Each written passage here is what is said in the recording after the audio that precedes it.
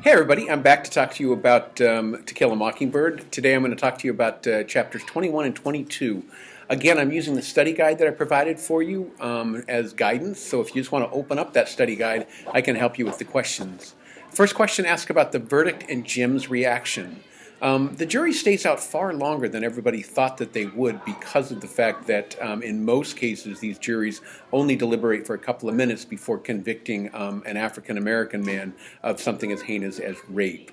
But the jury stays out for a fair amount of time, and Jim is quite hopeful about this, thinking that maybe they've come to their senses and will see the evidence and let Tom Robinson go free.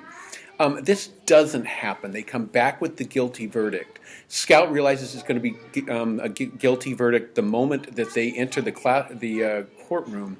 She says that she'd learned as a small child that when a jury is going to convict, when they come into the courtroom, they don't look at the defendant. And when these men shuffle into the courtroom and head for the jury box, they don't look at Tom Robinson. So Scout has this sick feeling coming over her that it's going to be a guilty verdict. We get the full Jim reaction at the beginning of chapter 22. I quote, "It was Jim's turn to cry. His face was streaked with angry tears as we made our way through the cheerful crowd."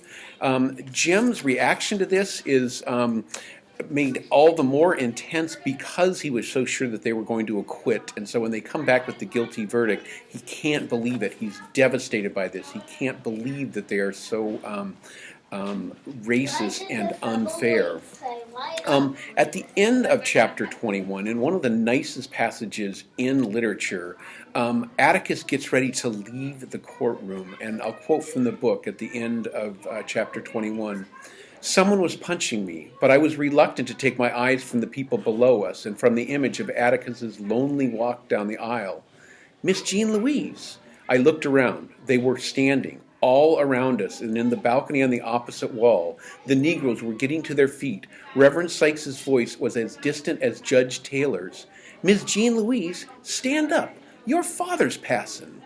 This act of respect for Atticus is one of the most moving passages in the book, and it also is one of the most civilized things that any of the characters do in the book. The fact that this entire African American community holds Atticus in such high esteem that they treat him almost like a reverend or a priest as he leaves this courtroom, showing this respect of standing silently while he passes. The third question asks, what do Tom Robinson's friends leave for Atticus, and why does Atticus want them to not to send the gifts? They send food starting in the early morning, so by the time Atticus and the children arrive for breakfast, the entire kitchen table and a lot of the back porch is covered with food that's been sent by the African American community.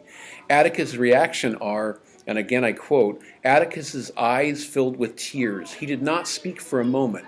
'Tell them I'm very grateful,' he said. Tell them they must never do this again. Times are too hard."